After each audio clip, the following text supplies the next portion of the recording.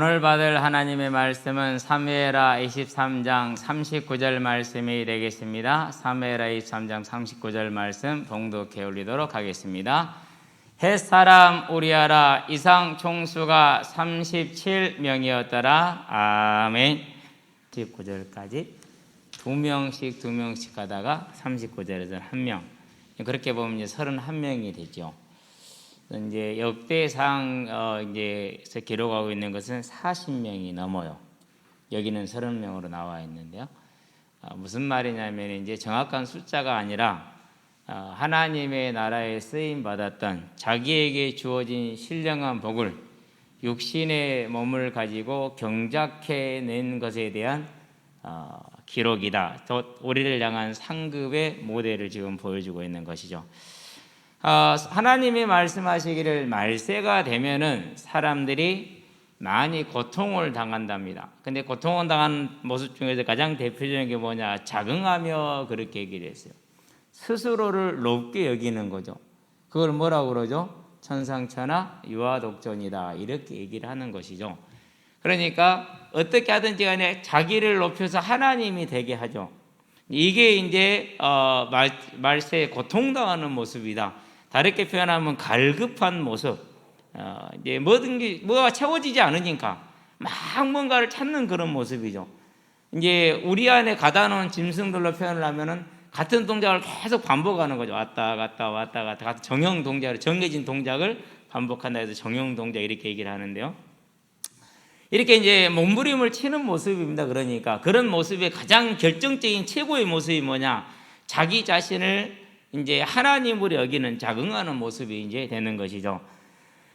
이런 갈급함이 이제 돈으로 채워지느냐? 돈이 없을 때는 돈이 많이 필요해요. 근데 돈이 있으니까 돈이 더 필요해요. 돈이 없을 때는 10만 원만 있어도 기분이 좋죠. 그렇죠? 어제 어떤 사람이 전화 왔어요. 목사님, 지갑에서 누가 10만 원 빼가 버렸어요. 요즘 지금 현장에서 또 지금 손이 타기 시작해서 또 기도해야 되려나. 얼마 전에 제 폰에서 처음 있는 일이라, 한 20여 년 만에 처음 있는 일. 3만 원이 들어있는데 2만 원을 빼갔어요. 다 빼가지는 않아도 그나마 감사한데 저는 제가 돈 쓰는 걸 기억하기 때문에 써봤자 어디다 쓰느냐, 그냥 이제 물을 안 가져와 나갔을 때 물 사는 정도에다 돈을 쓰지 돈을 쓰는 일이 없잖아요. 또 시간도 없고 쓸 시간도 없기 때문에. 그래서 이제 이러다가는 이제 큰일 나겠다 싶어가지고 어제는 이제 얘기를 들으면서 기도해야겠구나. 그러니까 이제 없는 사람이 10만 원 잊어버리니까 얼마나 아까워요, 그렇죠? 얼마나 마음이 아깝고 화가 나겠어요. 그런데 있는 사람은 뭐 10만 원 정도는 별거 아니죠. 그러지만은 더 큰 갈급함이 있죠. 없는 사람에게 단돈 얼마만 있으면 몇백만 있어도 좋은데 있는 사람은 또 몇십억 있어도 모자라는 이 갈급함. 그러면 사람을 통해서 사람께 이 갈급함이 채워집니까? 이제 뭐 어른들 결혼 생활 하셨으니까 알 거 아니에요, 그렇죠? 어제도 이제 우리 청년이 결혼을 했는데요. 명로가 딱 당당하게 딱 앉아가지고 신부를 맞이하는 그런 모습을 보면서 이놈이 이런 퍼포먼스가 있구나. 그러니까 민경이를 꼬셨겠지. 그런 생각을 했는데요. 지금은 그렇게 받아들이죠. 그렇죠? 그런데 이제 10년, 20년, 30년 살고 나니까 어째요? 뭐 그냥 대만 하죠. 이제 어디 갈 데 없으니까, 받아줄 데도 없으니까 이제 뭐 내 짝밖에 없잖아요. 그래서 살기도 하고. 사람도 아니란 말이죠. 그러면은 뭐 다른 명예라든가 안 그러면은 뭐 쾌락이라든가 이런 것이 시행이 가능할까요?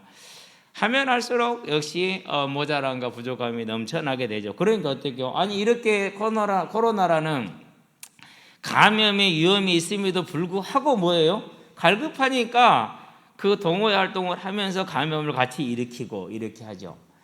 너무나도 불안하니까 어떻게든지 먹고 이제 돈을 더 벌기 위해서 뭐 이상한 일들을 많이 하죠. 뭐 다단계라든가 안 그러면은 이제 뭐 검증되지 않은 의약품에 대한 뭐 그런 것들이라도 이런 것들 참 많이 해요. 교회도 참 많이들 하더라고요. 어쨌든지 간에 이런 갈급함이 있는데 무슨 모양입니까? 송충이가 갈림만 앞에 놓여 있는 상황.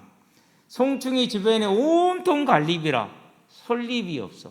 그러니까 어떻게 됩니까? 그러니까 이 송충이는 몸부림을 칠 수밖에 없는 거죠. 하나님의 형상으로 지음받은 사람이 하나님과 함께함으로 그의 입에서 나오는 모든 말씀으로 살아갈 때 영육간의 만족함과 평안함과 힘이 있을 건데 그 하나님을 떠나고 나니까 오는 갈급함이 뭐로요? 자긍함으로 뭐 나아진다, 이렇게 얘기를 하고 있죠.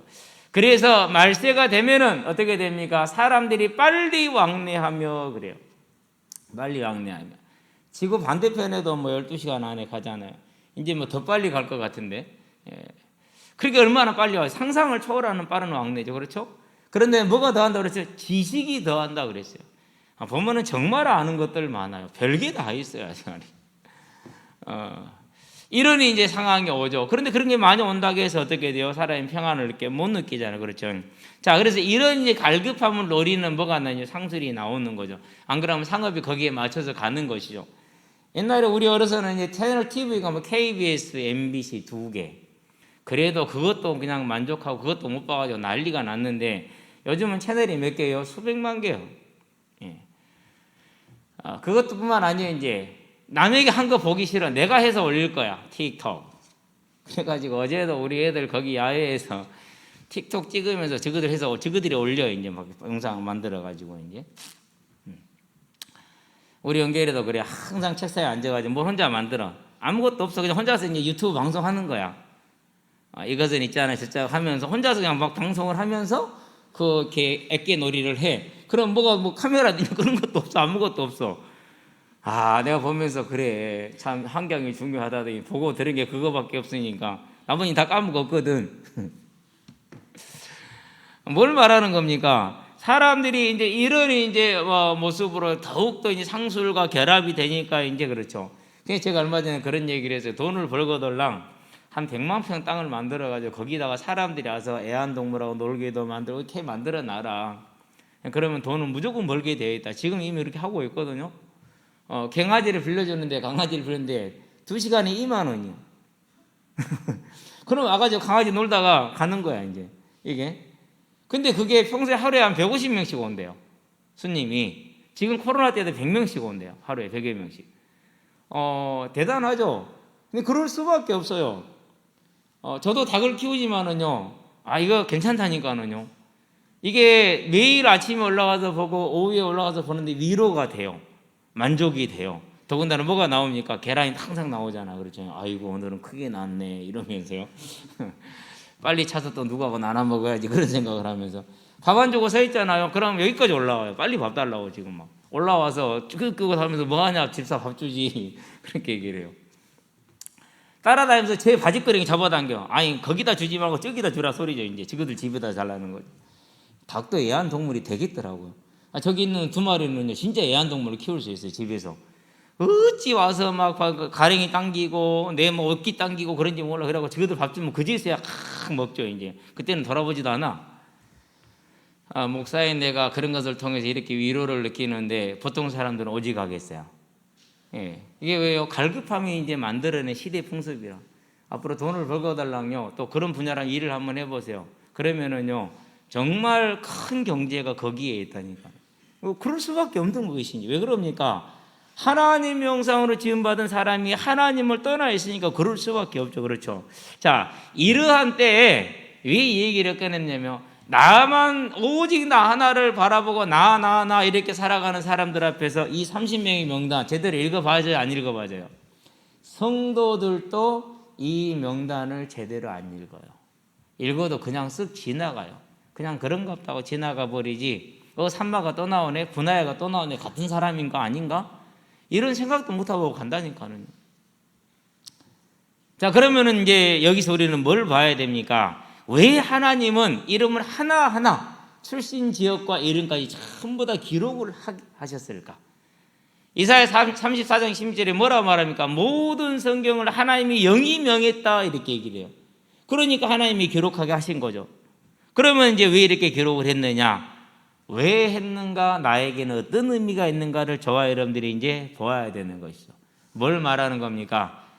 나 맡은 본분을 뭐해라? 최선을 다해라. 그것이 드러나는 자리가 됐든지 간에 드러나지 않는 자리가 되었든지 간에 너희는 내가 알고 내가 기억하는 바가 되었으니까 이제는 세상과 사람을 바라보지 말고 하나님 아닌 다른 것을 바라보지 말고 나를 바라봄으로 너 맡은 본분을 다 할 때 내가 이 사람들을 기억한 것처럼 그 사람들의 머리카락 하나를 기억한 것처럼 너희 모든 것을 뭐하여 주리라? 기억하여 주리라 라는 것을 저와 여러분들에게 보여주기 위해서 하나님께서 기록해 놓으셨다. 따라서 여기 있는 사람들은 우리는 누군지도 모르고 그들이 어떻게 헌신했는지도 모릅니다. 어떤 삶을 살았는지도 모르고 어떤 가정 가운데 있었는지도 모르고 어떤 어려움이 있었는지도 모릅니다. 그러나 하나님은 그들이 어떻게 충성하였으며 어떻게 하나님의 나라를 위해서 그들의 모든 인내와 수고를 바쳤는지를 하나도 빠지지 않고 다 기억하고 있다는 사실입니다. 그것을 저와 여러분들이 알고 우리가 가야 될 길, 곧 하나님의 형상을 회복받은 저와 여러분들은 이제 세상의 갈급함에 모여있지 말고 오직 이 하나님의 나라를 향한 갈급함에 서 있기를 주의 이름으로 축원드립니다. 그래서 뭐 하는 겁니까? 내가 감당해야 될 하나님의 일의 부분을 온전히 감당하는 하나님 일꾼들 되시기 바랍니다. 본론입니다. 하나님의 선발입니다. 자, 우리는 성경을 보면은 주로 이제 주인공 중심으로 기록이 많이 되어져 있죠. 다윗. 그러면 이제 사무엘 상부터 시작해서 사무엘 하 역대 이제 상이 이제 1장, 2장, 3장까지 이제 거기까지 이제 다윗이 기록이 되어져 있어요. 자, 그러니까 우리는 다윗에 대해서는 잘 아는 것 같아. 근데 실상 잘 알아요? 저는 아는 줄 알았거든요. 실은 그렇게 썼어요. 그렇게 써놓고 다시 보니까 시편이 이제 61편부터 70편까지 73편까지인가? 거기에서 3개인가를 빼놓고 전부 다 다윗의 시예요. 근데 보니까 오늘 이제 읽는 게 70편부터 시작하잖아요. 1절에서 뭐라고 시작해요? 하나님이여 그러면서 자기를 건져달라고 고백을 해요. 하나님이여 나를 건지소서, 여호와의 속히 나를 도우소서, 나의 영혼을 찾는 자들의 수치와 무한을 찾는 자들이 수치와 무한을 당하게 하시며 나의 상함을 기뻐하는 자들이 뒤로 물러가 수모를 당하게 하소서 그랬어요. 오미 얼마나 마음이 화가 있고 분이 났으면은 이렇게 하나님께 나와서 그래야 될까? 3절 보세요. 아하 아하 하는 자들, 조롱하는 자들이죠. 자들이 자기 수치로 말미암아 뒤로 물러가게 하소서. 악을 쏟아도 이렇게 쏟을 수가 있냐? 보통 10년 갖고 이런 악이 쏟아집니까? 여러분 같으면 보통 이렇게 악이 받쳐가지고 이렇게 욕합니까? 이게 욕한 거지 뭐예요? 너 망해라 그러라고. 안 그렇습니다. 그것도 하나님께 나아가지고. 그럼 이런 다윗의 평소의 모습. 근데 이걸 뭐 하는 거예요? 이 함께 부르는 노래예요. 이것이 지금. 그러면은 다윗이 70여 편의 시를 가지고 살아가면서 그와 그의 백성과 그의 군사들이 함께 불렀던 그 장면들, 그 시간들, 모습들. 우리는 그런 거에 대해서는 많이 생각을 못해요. 다윗 그럼 뭐만 생각나요? 골리앗, 전쟁, 왕. 뭐 그 정도 외에 다른 삶에 대해서는 생각이 나요, 안 나요? 안 나죠.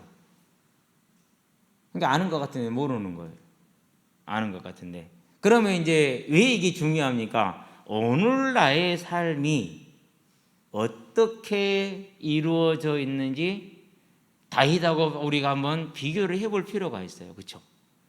그래서 저와 여러분들이 가만히 볼 때 성경을 보니까 다윗은 잘하는 것 같아. 근데 실은 보니까 실제로 다윗의 일상적인 모습도 잘 몰라. 그럼 지금 우리는 뭘 알고 있느냐? 왜 그렇죠? 이 다윗을 통해 하나님이 우리가 나아가야 될 길을 말하고 있는데 다윗을 보기는 보는데 실제적인 모습이 아니라 아주 일부분의 모습만 저와 여러분들이 보고 있다면은 뭐 할 가능성이 커요? 오해하고 잘못 인식해서 잘못 볼 가능성, 곧 신앙생활을 틀리게 할 가능성이, 안 그러면 헛되게 할 가능성, 허황되게 할 가능성이 아주 많다라는 사실이죠. 그렇죠? 그래서 저와 여러분들은 뭘 봐야 돼요? 다윗의 모습만 볼 것이 아니라 우리가 기록된 모습 안에서 다른 모습, 그래서 시편을 봐야 되겠더라고요. 여러분들이 시편을 자세하게 좀 읽으세요. 자세하게. 저도 그냥 읽으면 눈이 먼저 가불어. 요, 거의 청년회 때 한 달에 한 번씩 시편을 읽었거든요. 하루에 5편 읽으면 한 달에 읽어져 이게. 그렇게 10여 년 이상을 읽었으니까 시편 딱 보면 그냥 눈이 그냥 가가지고 내용이 그냥 눈부터 먼저 가. 잠언은 매일 한 장씩 읽으면 한 달에 한 번 보잖아요. 그렇게 보니까 일주일에 1년에 12번 봐버려. 그런데도 중요한 사실은 뭐냐? 애워지지 않는다라는 사실이에요. 놀라운 비밀이죠. 그래서 내가 고민해서 무슨 고민을 했나? 왜 이렇게 보는데도 이것은 머릿속에 들어오지 않을까? 내 머리가 나쁜 것일까? 그랬는데 알고 보니까 그게 아니야. 내 머리가 나쁜 것이 아니라 원래 그래. 그래서 날마다 보라는 하나님의 사인이야. 날마다 보라는. 날마다 저와 여러분들 봐야 되는데, 그렇게 보니까 다윗은 매일매일 애끓는 근심하는 고통당하는 쫓기는 삶을 살았던 그런 인생이라. 자, 이제 우리는 다윗의 또 다른 부분을 제가 얘기를 해서, 우리가 알고 있는 극히 일부분의 그런 모습들 말고, 자, 그러면 이제 이런 모습 속에서 우리가 성경을 보면, 성경에 또 그렇게 기록을 해서 사무엘하 5장에 보면은 17절에 25절에 다윗과 블레셋이 전쟁하는 게 나와요. 그러면 그 전쟁에서 다윗이 하나님께 묻고 하나님의 명예에서 싸워서 이겼어. 다윗이 하나님께 묻고 하나님의 명예에서 싸워서 이겼어요. 그거 외에 다른 기록이 있어요, 없죠? 그거 외에 다른 기록이 없어. 그러면 다윗 혼자 칼 들고 나갔어요? 아니잖아요. 그렇죠. 이 둘째 3인이 베들레헴의 그 블레셋 진영을 뚫고 가서 우물물을 떠왔었을 때가 이 사무엘하 5장에 있는 전쟁이거든요. 그러면은 그 모습도 우리는 모르고 있었단 말이에요. 그리고 또 그와 다윗과 함께 하나님의 그 작전을 실행시킬, 다른 말로 표현하면은 내가 다시 오리라는 이 재림언약을 성취시킬 하나님의 일꾼들의 그 모습, 한 사람이 하는 거 아니잖아요. 그렇죠. 모든 하나님의 부름받은 일꾼들이, 충성된 군사들이 함께 힘을 모아야 성취될 말씀 아닙니까? 마찬가지로 다윗이 전쟁을 하는데 혼자 합니까? 아니죠. 그와 함께 힘을 모아야 전쟁이 가능한 거죠. 그런 사람들에 대해서 저와 여러분들이 만약에 그냥 넘어가게 된다, 그럼 어떻게 됩니까? 우리의 사실적인 신앙생활의 모습을 전부 다 곡해를 할 가능성이니까. 우리는 다 뭐가 아니죠? 다 다윗이 될 수가 없어요. 우리는 다 뭐가 될 수 없어요? 다 바울이 될 수가 없어요. 그래서 고린도전서에 뭐라고 그럽니까? 하나님의 집에는 빌립보서입니까? 같은 간에 기히 쓸 그릇도 있고, 디모데서구나. 기히 쓸 그릇도 있고 천히 쓸 그릇도 있다고 그랬단 말이에요. 근데 우리는 전부 다 무슨 그릇을 바라죠? 당연히 기히 쓸 그릇을 바라죠. 다윗처럼, 바울처럼, 엘리야처럼, 사무엘처럼. 실제 그들의 모습도 잘 모르는데, 실제 떠들쳐 보면은요, 별로 그렇게 가고 싶지 않아요. 저는요, 다윗처럼 그렇게 날마다요, 막 하나님이여 나를 구원하소서, 내 원수들이 수모를 당하게 하옵소서, 나는 그런 기도하며 살기 싫어요. 매일 거의 지금 61편부터 73편까지 거의 10편 다 그래요. 지금 전부 다 고통을 읊조리고 있는 시들이에요. 한마디 한마디가 뼛속에서부터 고통이 느껴져요. 그냥. 자, 어쨌든지 간에 만일 우리가 이런 다윗도 잘 모르면서 다윗만 가지고 우리의 신앙의 모델로 딱 세워놓으면 어떻게 됩니까? 이제 저와 여러분 실제적인 신앙은 뭐가 되는 거예요? 너무너무 하나님이 역사하는 모습과는 거리가 있는, 괴리가 되어져 버리는 그런 신앙생활을 할 수가 있는 것이죠. 그래서 우리는 뭘 봐야 됩니까? 저와 여러분들은 우리 자신이 하나님 앞에 나 맡은 본분이 무엇인지를 보면서 그 본분을 맡은 자들이 성경에서 어떻게 충성하였으며 어떻게 살아갔는가를 보고 그들에게 주어진 결과가 무엇이고 그들은 지금 무엇을 하고 있는가, 지금 오늘 2020년 10월 18일 오늘 무엇을 하고 있는가 라는 것을 저와 여러분들이 알아야, 그러면 나는 2020년 10월 18일 오늘 무엇을 할 것이고 무엇을 위해서 내 인생의 에너지와 마음을 다 쏟을 수 있을 것인가 라는 사실적이며 실제적인 믿음 속에 들어갈 수 있는 것 아닙니까? 저와 여러분들은 그래서요, 이 30인 용사의 모습을 사실적으로 마음에 담고 보시게 되길 바랍니다. 자, 어떤 사람들입니까? 다윗이 전쟁을 하고 싸울 때 모든 그 전쟁에 손과 발이 된 사람이 누구예요? 그게 이 사람들이에요. 다윗이 명령을 내릴 때 그 어떤 명령이든지 간에, 다윗이 작전을 세울 때 그 어떤 작전이든지 간에 그것이 비록 나를 죽게 만드는 작전이라 할지라도 뭐 한 거예요? 전혀 개의치 않고 앞서 나가서 싸움으로 이스라엘에 뭘 가져왔어요? 승리를 가져온 하나님의 손과 발이 된 사람들. 이제 저와 여러분들이 이 30인의 용사를, 그들의 믿음과 헌신을 통해서 내가 오늘 하나님의 손과 발이 되어지는 그 믿음의 삶, 실제적인 내 삶을 찾고 그것을 내 것으로 누려나가는 삶이 되게 하시기를 주의 이름으로 축원드립니다. 세월을 아끼시게 되길 바랍니다. 자, 이 사람들은 우리는 모릅니다. 한 사람 빼놓고는. 산마나 분하야는 이미 얘기를 했으니까 우리아를 제외하고는 거의 다 몰라요. 그런 하나님은 그 사람들은 뭐까지 다 알고 계세요? 머리털 하나까지도 다 세신 바가 되어서 성경에 다 기록을 안 했을 뿐이지. 예수님의 행적을 기록하는데 이 외의 것을 다 기록하려면은 뭐가 다르죠? 성경책이 넘쳐나도 모자랄 것이라고 얘기를 했어요. 자, 그러면 우리는 이제 이들이 어떤 일을 했느냐는 잘 모르지만 한 사람을 통해서 유추를 해볼 수 있어요. 우리아죠. 자, 우리아가 전쟁 중인데 다윗이 부릅니다. 왜 불렀습니까? 자기 범죄를 감추기 위해서 불렀죠.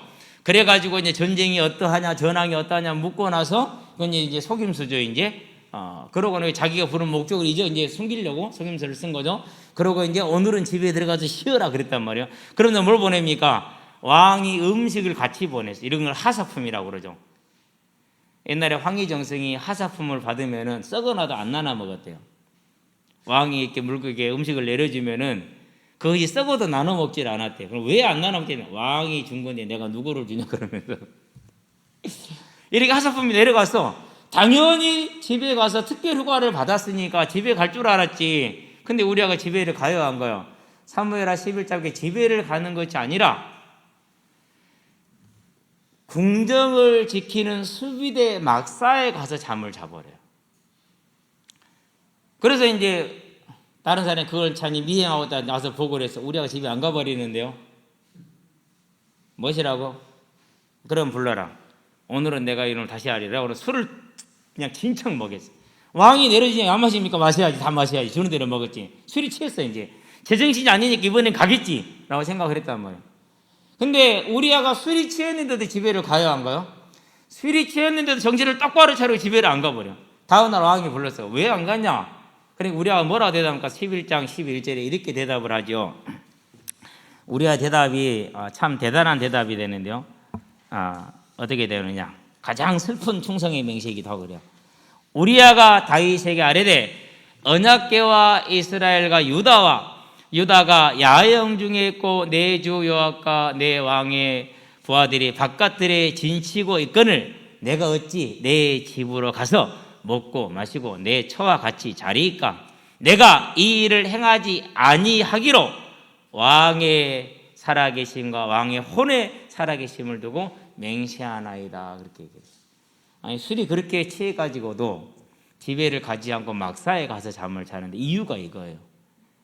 하나님의 언약궤와 이스라엘과 유다가 들의 야영을 하고 있고 나의 주 여호와과 내 왕의 부하들이 들의 진을 치고 있거늘 내가 어찌 내 집에 가서 먹고 내 처와 같이 자리이까?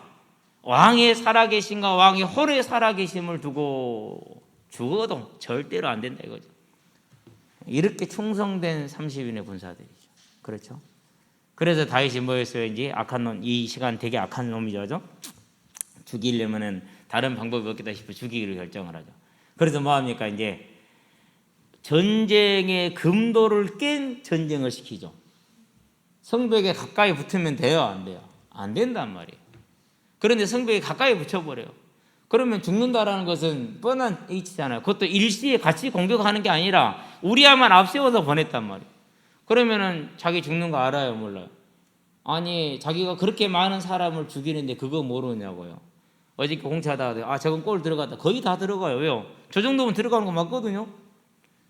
왜 그렇단 말이에요. 그럼 우리가 아는 거라니까. 당연히 아는 거예요. 그런데도 뭐예요?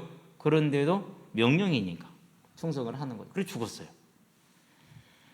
하나님 앞에 30인의 충성이 이와 같았을 것이다.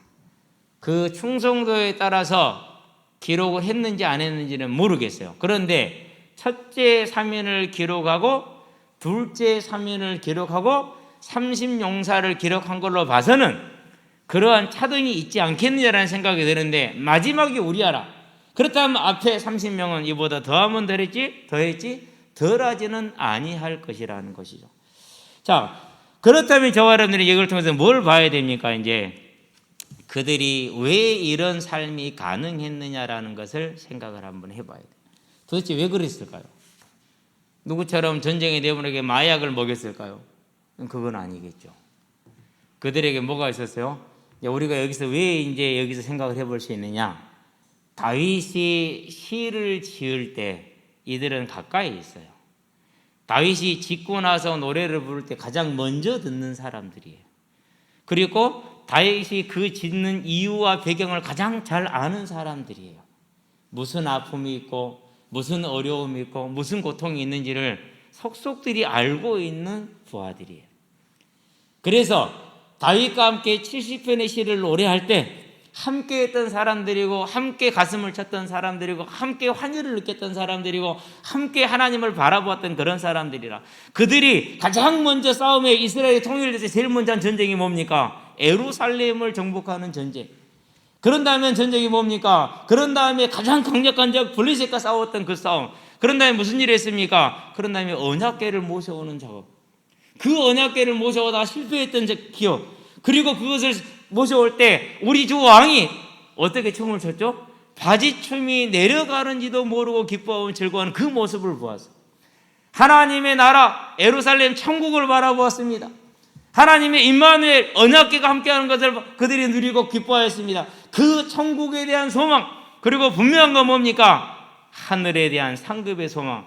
그것은 모세 때부터 분명해요. 히브리 11장 26절에 뭐라고 말합니까? 바로의 부하보다, 왕궁에서 사는 것보다 하나님의 나라의 문지기로서의 한나라를 소망했다는 게 모세라고 그랬단 말이에요. 그럼 그 모세가 전한 5권의 성경을 통해서, 그 모세의 모든 전승을 통해서 그들에게 뭐가 있는 겁니까? 이 천국에 대한 소망이 언제나 넘쳐나고 가득 차 있었다는 사실. 그게 누구와 함께요? 다윗과 함께한 30명의 용사들의 삶 가운데. 그러기 때문에 뭘 하지 않는 거예요? 그렇기 때문에 이 땅의 삶에 있어서 주어진 시간 동안에 천국을 향해 달려갈 수 있는 뭐가 된 거죠? 그 믿음과 충성이 그들에게 있었다라는 사실. 이제 저와 여러분이 이 모습을 바라보고 뭐 해야 됩니까? 저와 여러분의 삶이 그들이 그냥 이것을 얻은 것이 아니라 죄의 몸을 가지고 있으나 죄에 순종하지 아니하고 자신과 자신의 몸과 자신의 모든 것을 하나님께 의의 병기로 드림으로 다윗의 용사들의 이름은 이러하니라 우리아더라 우리아까지 해서 37명이었더라 라는 하나님의 뭘 이제 얻은 겁니까? 인정과 상급과 칭찬을 받았다는 사실을 저와 여러분들은 기억하시게 되기를 바랍니다. 온전히 천국의 소망에서는 그날에 우리가 주 앞에 설 것이라는 그 모습을 가지고 저와 여러분들이 서게 되길 바랍니다. 그렇다면은 이 사람들이 오늘 이번에 또 전쟁하고 또 전쟁하고 또 전쟁을 하지요. 매번 전쟁할 때보다 언제나 온전히 충성하게 합니다. 그러므로 어떤 열매를 남겼습니까? 사무엘하 8장 4절입니다. 다윗이 어디로 가든지 하나님이 이기게 하셨더라. 사무엘하 8장 14절입니다. 다윗이 어디로 가든지 하나님이 이기게 하셨더라 그랬어요. 그러면 그 다윗이 누구예요? 이 30용사가 같이 포함되어 있네요. 다윗과 함께한 그 용사들이 어디로 가든지 간에 하나님이 이기게 하셨더라. 그들의 상급이죠. 그러면 그들은 그 전쟁 중에 또 전쟁이 한다면은 얼마나 그게 힘들겠어요. 들에 자는 게 쉬워요, 어려워요? 야영하는 것이 어렵죠. 삼국지에 보면은 유비와 함께했던 이 뛰어난 장수들이 일찍 죽어요. 왜 일찍 죽느냐? 물론 이제 관우와 장비는 이제 어쩔 수 없이 그렇게 죽었지만은요. 조자룡 같은 경우도 되게 일찍 죽거든요. 근데 병으로 죽어요. 왜 병으로 죽냐? 평생을 전쟁터에서 살아가지고 몸을 함부로 써서 쉽게 말해서 찬 곳에서 자고 그랬기 때문에요. 병들어서요. 못 일어나고 일찍 죽어요. 조자룡이 누굽니까? 창 하나를 가지고 조조의 100만 대군을 자유자재로 돌아다녔던 그런 일꾼 아닙니까? 그렇죠. 그럼 이 사람들이 매일매일 그런 고통과 고난 속에서도 천국이 가까이 보겠어요? 멀리 있었겠어요? 그 고난 속에서. 얼마나 멀리 보였겠어요? 오늘 힘든데, 오늘 어려운데, 또 지금 이렇게 힘든 전쟁을 하고 있는데, 육신이 있는데 왜 천국이 멀리 보이지 않겠어요? 가까이 보이지 않고 멀리 보이죠. 그랬는데 그들이 그 소망했던 천국이 지금 오늘 우리가 보니까 그들의 인생에 멀리 있었어요? 가까이 있었어요? 우리가 이 다윗이 존재했던 시기까지 돌아가 본다면은 한 천년기요, 기원전 천년경이 11세기니까 그러면은 그냥 같은 지점이야 이게. 그 말은 무슨 말입니까? 오늘 저와 여러분이 어떤 느낌과 감정으로 살고 있다 할지라도 우리에게 천국은 같은 지점이 있다라는 사실. 그게 저와 여러분들이 바라봐야 될 오늘 우리들의 자세예요. 자, 그렇게 그들이 소망하며 참고 인내했던 천국이 어떻게 되죠? 계시록 4장에 보니까 8절이죠. 네 생물꽃 네 천사가 보좌에 앉으신 하나님을 찬양하죠. 이 30용사는 그 주위에 둘러서 그 찬양에 같이 화답하고 있을 것입니다. 11절에 보니까 24장로 곧 이 용사들이 함께 하나님께 뭐하죠? 면류관을 벗어드리면서 찬양을 하고 있죠. 그들이 그 바라던 찬양을 지금 하고 있는 거예요. 5장에 보니까 9절로 10절에 네 천사들과 장로들이 어린 양을 찬양하여 가로되 이르되 그랬어요. 지금 그들이 그렇게 기다리던 오늘 이 시간 그들은 천국에서 뭐하고 있어요? 보좌에 앉으신 하나님과 보좌에 앉으신 어린 양을 뭐하고 지금 찬양하고 계시는 거예요. 그 멀리 보였을 천국에 있는데 우리도 지금 멀리 보이잖아요. 그렇죠? 우리 청년들 아직 결혼도 안 했는데 근데 어저께 결혼식 가서 보고 나도 꼭 결혼하면 좋겠다라는 그런 소망을 가지고 왔는데 그렇잖아요. 그것이 그러는데 우리가 이렇게 역사를 놓고 보니까 경점이라 한 지점에 같이 있는 거라. 그러면 저와 여러분들 오늘 무엇을 바라고 어떤 싸움을 해야 될 것이냐? 이 답이 나오죠. 그렇죠? 이게 이제 저와 여러분들이 매 순간마다 뭐 하지 않을까요? 깨어서 있는 것이 이것이요. 깨어있을 것이. 저와 여러분들이 멀리 보이고 가까이 있지 아니하고 지금 있는 문제는 커 보이고 나는 연약해 보이고 앞으로 일이 어려워 보이고 큰일 날 것 같고 그렇다 할지라도 그 모든 것이 다 하나님의 손에서 우리는 이미 보호받은 자들이기 때문에 염려하지 말며 근심하지 말고 빼앗기지 말고 오늘 이 용사들을 통해서 우리가 보아야 될 천국을 바라보는 믿음의 삶을 사시게 되길 바랍니다. 누가 그랬습니까? 매일 매 순간마다 싸움에 나갔던 바울이 그랬어요. 사도행전 9장에 보기 20절에 즉시로 그랬어요.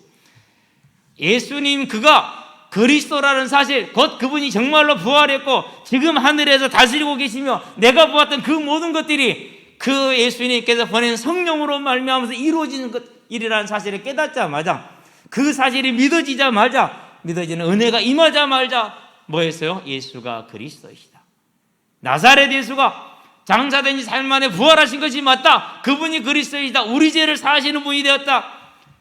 그 예수를 믿을 때 제사를 받는다. 성령을 받는다. 천국을 회복하게 된다. 주 예수를 믿으라. 이렇게 선포를 시작을 했죠. 그러고 일생을 그렇게 살았죠. 사도행전 21장에서 13절에서 너희가 어찌하여 울어서 나를 번뇌케 하느냐 이렇게 책망을 하죠. 아니 계속 지금 성도들이 뭐냐 예루살렘 가면은요 갇힌대요. 잡힌대요. 피할 길이 없대요. 지금까지는 잘 피해왔지 않습니까? 근데 가면 이제는 잡힌대잖아요. 가지 마세요 이렇게 한단 말이에요. 얼마나 안타깝게 그렇죠. 우리처럼 오늘날처럼 조금 그냥 처방당 이런 일이 아니죠. 죽을 수가 있죠. 그렇기 때문에 스데반이 실제로 죽었기 때문에 또 많은 이들이 순교를 당하고 있기 때문에 죽을 수 있다는 가지 말라는 것이죠. 그런데도 뭐라고 그럽니까? 내가 내 생명을 드리고 작정하였거늘 뭐 하기로요? 나는 뭘 해야 되니까 이 복음을 전하기 위해서 로마를 가야 돼. 로마를 지나서 어디를 가야 돼요? 스페인까지 가야 돼. 서바나까지. 그 일을 위해서는 어디로 가야 됩니까? 가장 좋은 길이 예루살렘에 가서 잡히면 내가 정식 재판을 청구할 거야. 그러면 로마로 갈 수 있잖아. 그 길밖에 없었거든요. 그래서 이제 그렇게 알고 가거든요. 그러고 몇 년이 걸립니까? 그렇게 뜻을 딱 하나님 나라 뜻을 세웠으니까 하나님이 쫙 역사해가지고 바로 그냥 로마로 보냅니까? 아니요. 벨릭스가 뇌물을 받으려고 감옥에 담아 2년을 놔놨어요. 그러면은 잘은 모르지만 제가 역사적인 거 확인 안 했지만 당시 감옥에 있으면은요 너무 부실해요. 입히고 먹이는 게. 그래서 어떻게 해야 됩니까? 간수에게 뇌물을 주고 그러고 이 사람한테 뭘 해야 돼요? 사식을 넣어야 돼요. 그러면은 이 사람을 도와주는 사람이 없으면 이 사람은 거의 이제 뭐가 되는 거? 재판도 받기 전에 죽는 거예요. 거기서 그냥. 그런 어려움을 감수를 하는 거예요. 벨릭스가 2년 잡아뒀다니까요. 그러고 이제 베스도한테 넘겨요. 이 베스도가 잡고 있다가 아그리파 왕이 오니까 헤롯의 이제 뒤를 이은 유대 총재 총독이죠. 오니까 보여준 다음에 이제 그 자리에 상소를 하니까 로마로 이제 보내준. 로마로 가는 길도 어떻게 됩니까? 어려운 길이죠. 가다가 풍랑을 만났네요. 4일째 하나님의 말씀을 전했는데 그럼 바로 끝이야 되는데 10일이 가도록 4일 지나 10일이 넘도록 풍랑이 안 그쳐. 그럼 우리 같으면 믿음의 확신이 어떻게 되죠? 흔들릴 수가 있죠. 그렇죠. 그런데 전혀 흔들리지 않죠. 그리고 겨우 멜리드셈에 도착을 했어요. 거기서 이제 추우니까 불을 떼는데 아니 나무가 예를 들어 뭐가 대롱대롱 달려있네. 그게 뭐 독사라. 독사는 물고 있지 않아요. 물고 빨리 떨어지지. 왜 그러냐면 독을 주입하면 끝났거든. 자기 할 일은. 사냥 방법이 그래요. 딱 물고 주입하는 순간 놔줘요. 그러고 이제 뭐 하죠? 죽을 때까지 기다리는 거예요. 죽고 나면은 이제 조용히 천천히 이제 먹거든요. 근데 그 독사가 다른데로 달려있는 거는 뭐 하려고 그런 거예요? 하나님이 그 사람들과 그 섬에 있는 자들에게 바울이 어떤 사람인지를 알게 해야 되니까. 그래서 이제 참으로 저자는 죄인이다. 물에서 건져 나왔더니 결국은 죽는 거라. 근데 아무런 일 없어. 그래 뭐라니까 이건 거의 신이야 이제. 그러니까 그가 말하는 하나님을 믿겠어요, 안 믿겠어요? 그렇게 하나님 일을 하시죠. 그런 고난 속에서 바울이 그 고난을 감당하고 갑니다. 왜 갑니까? 이유는 하나밖에 없어요. 빌립보서에 보니까 내가 모든 것을 배설물로 여겼다. 이유는 하나다. 내가 하나님께 발견되려 함이라 그랬어요. 4장에 보니까 내가 이미 이뤘다는 것도 아니고 그리고 지금 있는 것도 보지 않고 오직 미래 앞을 향해 달려가는데 뭘 향해 달려간다고 그랬어요? 부르심의 상을 향하여 달려가노라 그랬어요.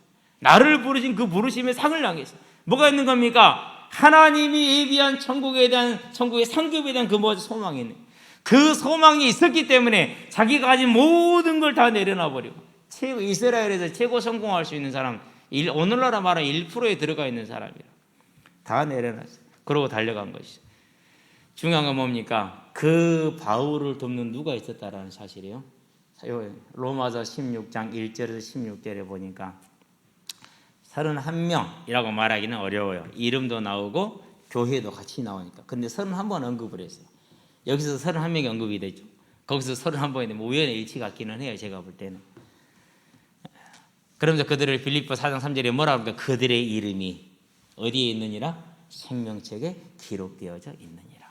그 말은 무슨 말입니까? 너희들이 나를 도운 이 사람들을 도와라. 그러면 너희들 또한 뭐 할 거라는 거죠? 그 이름, 너희들 이름 또한 하늘의 생명책에 기록되어져 있을 것이다 라는 것을 말해주는 것이죠.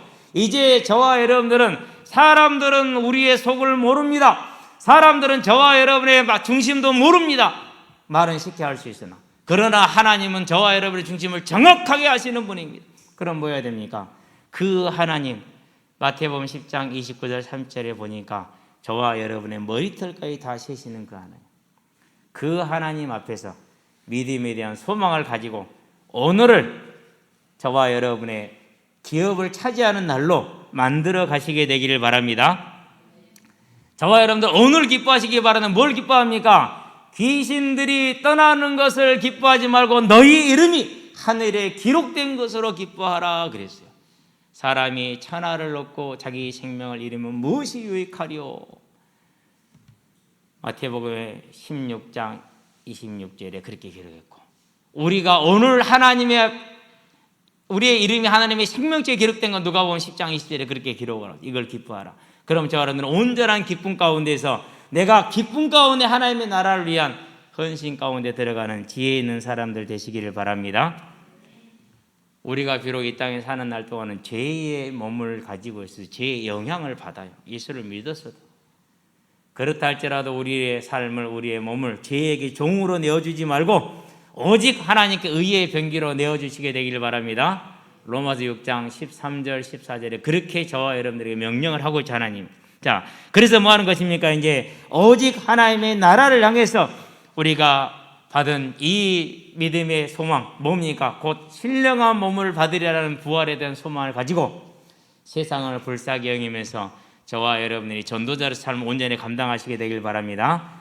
왜 세상을 불쌍히 여겨야 됩니까? 소도에서 얘기했죠. 돈이 많으면 더 갈급해요. 더 큰 돈이 필요해요. 권력이 많으면 더 갈급해요. 더 큰 권력이 필요해요. 더 중요한 건 뭡니까? 그 갈급한 가운데 있다가 결국은 어떻게 된다라는 거예요? 영원한 지옥 가운데 떨어져야 돼요. 그 영혼을 불쌍히 여기지 않으면 저와 여러분들은 구원받은 것이 아닐 수도 있어요. 구원받은 저와 여러분들은 이제 이 세상을 불쌍히 여기는 주님의 눈을 가지고 무리를 보고 불쌍히 여기시는 이는 저희가 목자 없는 양같이 유리 방황하며 고생함이라. 마태복음 9장 36절. 저와 여러분들이 그 주님의 시선으로 주님과 연합한 자가 되어서 이 세상을 향한 하나님의 뜻을 이루시게 되길 바랍니다. 결론입니다. 모든 민족입니다. 자, 생명책에 기록된 이 30명의 용사, 그들을 모든 충성과 그들의 모든 헌신과 그들의 모든 노력과 인내가 하나님이 다 기억하신 바가 되고, 그들의 수고를 따라서, 인내를 따라서, 행위를 따라서 지금 하늘나라에서 면류관을 쓰고 하나님과 어린 양을 찬양하는 그 찬양의 대열에 서 있다라는 거죠. 바울과 함께 했던 모든 그의 충성된 일꾼들도 마찬가지로 그랬다는 거죠. 그들을 통해서 뭐가 이루어졌습니까? 하나님의 나라가 오늘 이 자리에까지, 저와 여러분도 그들과 같이 하나님의 나라를 이루어가는 하나님의 손과 발이 되시기를 바랍니다. 마태복음 10장에 말합니다. 하나님의 나라를 위해서 물을 한 그릇이라도 떠주는 자는 그 상을 결단코 잊지 않는다고 10장 40절에서 42절에 말하고 있습니다. 그렇다면 오늘 내가 하나님의 나라에서 어떤 헌신이 있다 할지라도, 어떤 인내가 있다 할지라도 하나님은 그걸 기억하시고 잊지 않으시고 저와 여러분들에게 영원한 상급으로 돌려준다는 사실을 기억하고, 이제 뭐 해야 됩니까? 저와 여러분의 때가 되었습니다. 얼마나 좋습니까? 내 차례가 되었으니 오직 기도에 승리하시기를 바랍니다. 다른 방법이 없어요. 왜요? 이건 육신으로 되는 게 아니거든요. 육신으로 이해하는 게 아니거든요. 기도하시기 바랍니다. 기도에 임해서 뭘로 입어야 됩니까? 오직 성령이 너희에게 임하시면 너희가 권능을 받고 예루살렘과 온 유대와. 그래서 초대교회 성도들이, 사도들이 매를 맞고 나왔습니다. 뭐라 합니까? 사도행전 5장에 보니까 기도합니다. 땅이 흔들리죠. 그러고 뭐합니까? 크게 성령이 충만하면서 담대히 하나님의 나라를 증거하더라 그랬어요. 저와 여러분들이 기도에 힘써야 되는 이유입니다. 오직 기도에 승리해서 성령의 충만함을 받으시기 바랍니다. 그래서 뭐 하는 겁니까? 이미 받은 에베소 1장 3절에 하늘에 속한 모든 신령한 복으로 복 주시려고 너희를 애정하사 그랬어요. 뭐 한 거죠? 그러니까 하늘에 속한 신령한 복을 이미 다 받았어요. 그게 뭐죠? 그게 복음이에요. 복음이 뭐죠? 우리가 부활할 거라는 거예요. 영원한 천국에서 주와 함께 할 거라는 거예요. 그 소망이죠. 그걸 복이라, 신령한 복이라고 얘기했어요. 이 복을 어떻게 이룬다고 그랬어요? 이 천국 복음이 모든 민족에게 증언되기 위해 전파되어야 하리니 그제야 끝이 오리라. 그 말씀이 이제 저와 여러분의 뭐가 되는 겁니까? 사명이 되어져서 온전히 이 일을 위해서 우리의 인생을 드리는 거죠. 그게 신령한 복을 경작해내는 길입니다. 그래서 하나님 앞에 조용히 무릎 꿇고, 정해놓고 무릎을 꿇고, 마음을 다해서 무릎을 꿇고, 하기 싫더라도 무릎을 꿇고, 뭐를 열립니까? 입술을 열면 돼요. 청년회 때 기도할 때요, 너무 피곤해요. 막 몸이 까부러져요. 그럼 뭐부터 시작합니까? 이제 찬양 거치던 찬양을 시작합니다. 무슨 찬양을 시작하냐? 갈보리 산 위에 십자가 섰으니, 이렇게 시작을 해요. 이제. 왜요? 그 부를 힘도 없으니까. 근데 1절하고 2절 들어가면은요, 달라져 있어요. 뭐가 달라지죠? 내가 달라져 있어요. 갈보리 산 위에, 이렇게 달라져 있어요. 그거 어떻게 설명을 하죠? 그러고 이제 그때부터는 이제 그 찬양이 주는 하나님의 은혜 가운데 쫙 들어가지죠. 그럼 뭐 합니까? 이제 그렇게 하루를 충만하게 채웠어요. 그 시간이 얼마나 귀합니까? 그러니까 그 시간을 위해서 뭐 하는 거예요? 오늘 내가 이 힘을 얻기 위해서 또 그 5분의 싸움을 하는 거예요. 오늘 또 새벽에요. 잠은 일찍 깼는데 몸이 안 일어나. 어제 와가지고 또 우리 청년들하고 어찌 신나게 놀아버렸거든요. 그러면서 그래도요, 뭘 바라보면 그거 바라보고, 그래서 새벽 기도 탁 하고, 그러고 이제 올라가서 이제 시편을 탁 펴놓고, 이제 뭐든 요즘 하기 전에 이제 이거부터 합니다. 그래야 나를, 내 영혼을 또 형성시켜놔야 되니까 준비를 하고, 그러고 오늘 이 자리에 섰어요.